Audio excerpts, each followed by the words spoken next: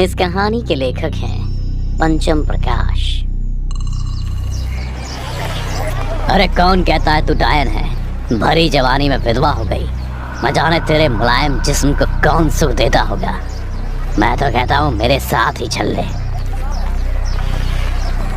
अविराज की बातें सुन उस चाय वाली औरत ने गुस्से से भरी लाल आंखों से उसे घूरा और फिर बिना उसके मुंह लगे साड़ी के आंचल से अपने गोरे बदन को ढकते हुए आगे निकल गई।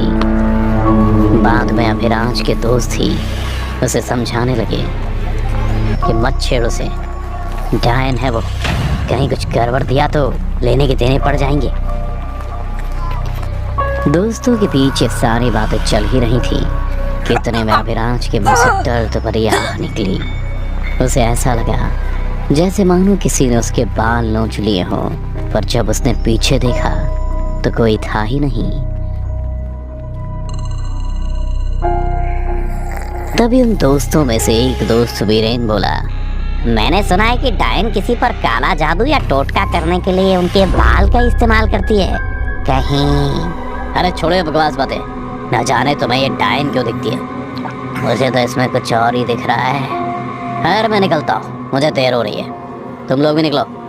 इतना कहकर अभिराज जाने के लिए कार में बैठ जाता है। उसे जाते देख वो चाय वाली भी गुस्से में थूक देती है। तभी उसे दूसरी तरफ एक बच्चा रोता हुआ दिखा, जिसे चुप कराने के लिए उस चाय वाली ने अपने आंचल से एक कार का खिलौना निकालकर उस बच्चे को दे दिया। बच्चा भी कार का खिलौना देख खुश हो गया। वो कुछ देर तो गाड़ी को निहारता रहा, फिर जोर से उसे अपनी तरफ खींचा, तेजी से आगे की ओर छोड़ देता। इसी तरह वो बच्चा गाड़ी को कभी आगे, कभी पीछे, कभी दाएं तो कभी बाएं करने लगा। जैसे जैसे वो बच्चा उस कार के साथ करता, ठीक वैसे ही वहां से दूर जा चुके अविराज की कार के साथ भी हो रहा था। मानो जैसे कार पर उसका कंट्रोल ना हो। पर यह सब कुछ अविराज की समझ से परे था। अविराज से ना गाड़ी स्लो हो पा रही थी और ना ही वो ब्रेक लगा पा रहा था। Car bus out of control होकर दाएं बाएं भागे जा रही थी। अविराज बस किसी भी तरह कार से कूदना चाह रहा था, पर वो खुद को सीट बेल्ट से अलग ही नहीं कर पा रहा था। तभी कार ने बच्चे के खिलौने को इतनी तेजी से आगे धकेल दिया कि वो सीढ़ियों से होते हुए सड़क के बीचों बीच जा पहुंचा। और इससे पहले कि वो बच्चा उस कार के पास पहुंचता, उससे पहले एक बाइक उस छोटे से कार के खिलौने को कुचलते हुए आगे निकल गई। इधर अविराज की कार भी तेजी से आगे बढ़ते हुए ट्रक से टकरा गई। उसकी हालत भी ऐसी हो गई थी मानो जैसे कोई अविराज की कार को कुचल गया हो, जिसमें दबकर अविराज इतना घायल हो गया कि उसकी सांसें उसका साथ छोड़ने लगी थी। और कुछ पल बाद ही अविराज उस कुचली हुई गाड़ी में ही तड़प तड़प कर मर गया। उधर वो बच्चा खिलौने वाली कार को टूटते देख रोने नहीं बल्कि जोर जोर से हंसने लगा था। देखते ही देखते अविराज के एक्सीडेंट की दर्दनाक खबर हर जगह फैल गई। सबका यही कहना था कि अविराज को इसी डायन ने मारा है, जिसने पहले अपने परिवार, अपने पति और फिर दूसरे लोगों की भी जान लेने लगी है। दरअसल उस चाय वाली का नाम मंदिरा था। ईश्वर ने खूबसूरती तो उसे अप्सरा से दी थी, पर साथ में फूटी किस्मत जो उसे बचपन से लेकर आज तक परेशान कर रही है। जन्म देते ही उसकी माँ गुजर गई। फिर जिस बाप को उसकी देखभाल करनी चाहिए थी, उसने दारू पी पी कर खुद को खत्म कर लिया। जिसके बाद बेचारी को अनाथ हो अपने ही चाचा के घर में नौकरानी की तरह रहना पड़ा। घर का एक एक काम करने के बाद भी उसे कभी वो दर्जा नहीं मिला जो चाचा अपनी बेटियों को देते थे। सबके लिए थालियां मेज पर सजती थी, पर उसे खाना तब मिलता जब कोई जूठा छोड़ देता। त्योहार पर भी सबके लिए नए कपड़े आते, पर मंदिरा के नसीब में बहनों के वही पुराने फटे कपड़े ही होते थे। अब तो मंदिरा को बस एक ही आस थी कि एक दिन उसकी जिंदगी में कोई ऐसा आए जो उसे एक बेहतर जिंदगी दे। पर यह भी ना हो सका, क्योंकि उसकी अपनी ही चाची ने उसे शादी के नाम पर एक अधेड़ उम्र के आदमी को सिर्फ 10,000 रुपए में बेच दिया। पर मंदिरा ने इसे भी एक कड़वा सच समझ के स्वीकार कर लिया। वो सोचने लगी कि जैसा भी है तो मेरा पति ही। पर उसके लिए मंदिरा उसकी बीवी नहीं बल्कि कोई चीज थी जिसे वो जब चाहे किसी जानवर की तरह नोचने खसोटने लगता है। इन सभी चीजों के बीच बस उसका सौतेला देवर गजराज ही था जिसे मंदिरा की फिक्र रहती। वो मंदिरा के दर्द को खुद से जोड़ कर देखता था, क्योंकि सौतेला होने के कारण उसने भी बहुत कुछ झेला था। जब भी उसका भाई घर में नहीं होता तो गजराज अपनी चाय की दुकान को छोड़कर अंदर चला जाता अपनी भाभी के पास, जिससे कि उसका भी मन हल्का हो जाता था। एक दिन जब वो ऐसे ही अंदर पहुंचा तो उसने पाया कि उसकी भाभी जमीन पर लेटी हुई दर्द से करा रही है। मंदिरा की हालत देख गजराज झट से उसके पास पहुंचा और मंदिरा को बिस्तर पर बिठाते हुए बोला, भैया से बड़ा हैवान मैंने कहीं और नहीं देखा भाभी। आप रह कैसे लेते हो इनके साथ? कमी जरूर उनमें होगी और बांझ कह के रोज आपको मारते पीटते हैं। गजराज ये सब कहते हुए चेहरे पर लगे उस चोट को सहला रहा था। तभी मंदिरा उसका हाथ हटाते हुए बोली, पहले तो लगा था कि इनके मन में मेरे लिए प्यार एक ना एक दिन आ ही जाएगा, पर अब मन करता है कि काला जादू करके इन्हें मार ही दूं। मंदिरा की इस बात को गजराज उसकी बचकानी बात समझ हंसी में उड़ा देता है और फिर कमरे में रखी एक गुड़िया को मंदिरा को देते हुए कहता है, ये लो बूढ़ू, इस पर काला जादू करके मार दो भैया को।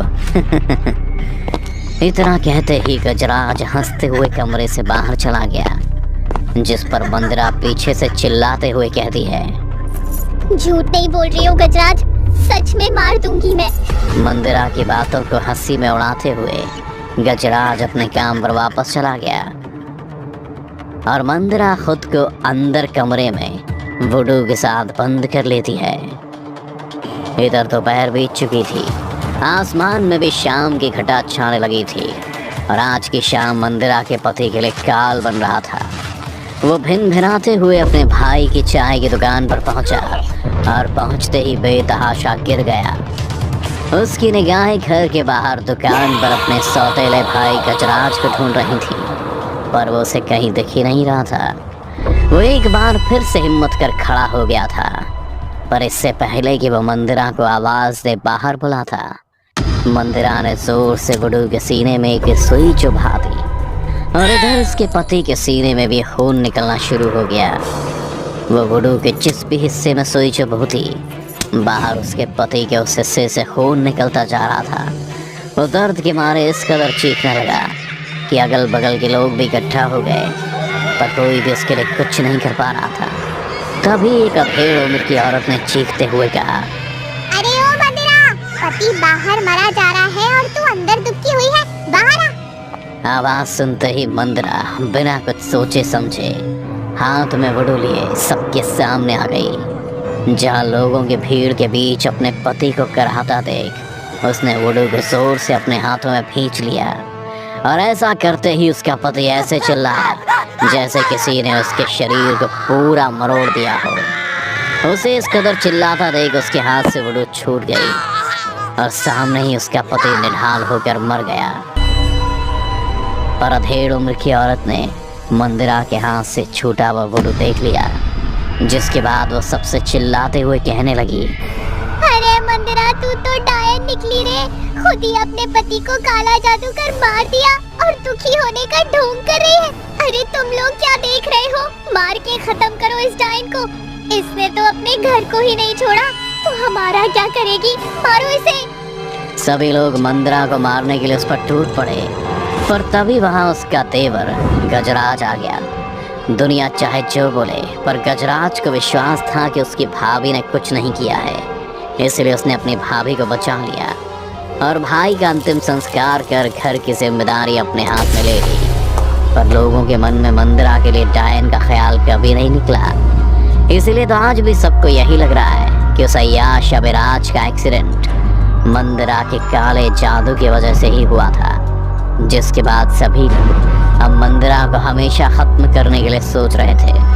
असल में तो उन्होंने पूरी तैयारी भी कर ली थी कि इस दुर्गाष्टमी को इधर मंदिर पर पूजा शुरू होगी और उधर वो मंदिरा को चढ़ाकर राख कर देंगे और हमेशा हमेशा के लिए उन्हें डायन से मुक्ति मिल जाएगी। पर किसी भी गांव वाले ने इस बात की खबर गजराज या मंदिरा तक नहीं पहुंचने दी। लेकिन न जाने कैसे गजराज अनहोनी भाप चुका था। वो घर पहुंच मंदिरा को साथ ले भागने की तैयारी में था, पर तब तक बहुत देर हो चुकी थी, क्योंकि अभिराज के दोस्त मंदिरा को उठा ले चुके थे। वो लोग मंदिरा को जंगल में गघोरी के पास ले गए और उसे पेड़ से बांध दिया। फिर मारते हुए किन्हीं मंत्रों का उच्चारण करने लगे। मंदिरा चीख रही थी, चिल्ला रही थी, लेकिन किसी पर उसका कोई असर नहीं हो रहा था, ना तो उस अघोरी पर और ना ही वहाँ खड़े लोगों पर। तभी अघोरी ने अपनी कील वाले चाबुक को हवा में लहराया और वो चाबुक को मंदिरा पर दागने ही वाला था कि तभी उसका हाथ बीच हवा में ही रुक गया। कौन है वो गुस्ताख जो मुझ पर अपने माया जाल इस्तेमाल करने की गुस्ताखी कर रहा है? ये कहते ही अघोरी ने जैसे ही पीछे देखा तो उसके होश ठंडे पड़ गए, क्योंकि गजराज खुले बदन, माथे पर काला टीका लगाए और वुडू से गुथी हुई माला पहने खड़ा था, जिसे देख अघोरी ने गुस्से में कहा, गजराज तू क्यों विघ्न डाल रहा है मेरी साधना में? तू जानता नहीं डायन है ये, निर्दोष है मंदिरा, इसे छोड़ दो वरना सब मरोगे। गजराज ने इतना कहा ही था कि अभिराज का एक दोस्त उसकी तरफ अपनी जेब से चाकू निकाल कर बढ़ने लगा। वह अभिराज के ऊपर हमला करने ही वाला था कि अचानक एक तेज रोशनी चमकती है और उसकी गर्दन पीछे की ओर घूम गई। हाथ में चाकू लिए अभिराज का दोस्त बेमौत मारा गया, जिसे देखने के बाद वहाँ मौजूद सभी की सिट्टी पिट्टी होल हो गई और बेचारी मंदिरा तो बेसुध थी, एक टक बस गजराज को ही देखे जा रही थी। इधर गजराज ने काफ़ी कोशिश की कि सभी प्यार से मान जाएं, पर जब किसी ने उसकी बात नहीं मानी तो अंत में ऊपर देखते हुए आंखें बंद की और कुछ बुदबुदाने लगा। फिर झटके में अपने गले से वुडू की माला निकाल उसने जैसे ही ज़मीन पर पटकी, वहाँ मौजूद सभी लोग किसी अनजान शक्ति के प्रभाव में आकर गिर पड़े और इसी के साथ जंगल में एक तेज आंधी आई और दूसरी तरफ दुर्गाष्टमी की पूजा भी मंदिर में शुरू हो गई थी। वहाँ गूंज रहे शंख, नगाड़े और ढोल ताशे की आवाज़ साफ साफ जंगल में आ रही थी, जिसकी धुन में मदमस्त हो गजराज तो जैसे उन सभी के खून का प्यासा बन गया था।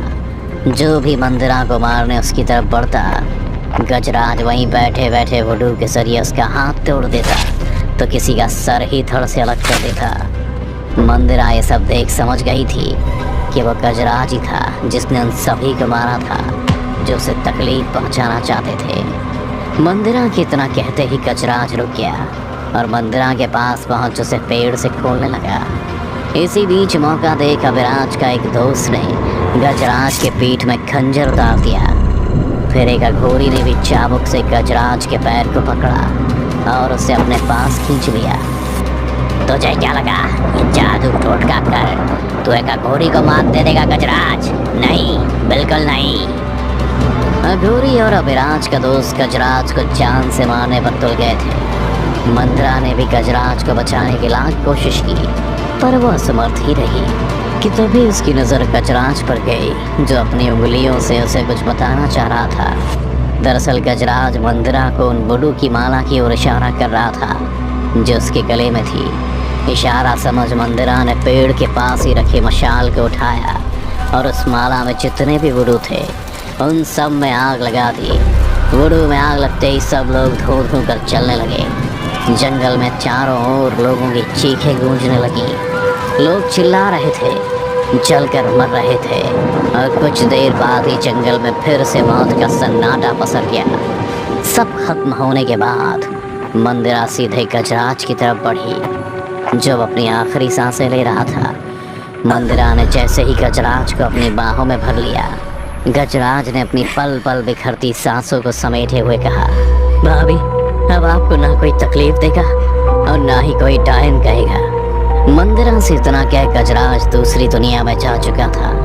गजराज को यूं अपनी बाहों में मरता देख मंदिरा अंदर ही अंदर टूट गई थी।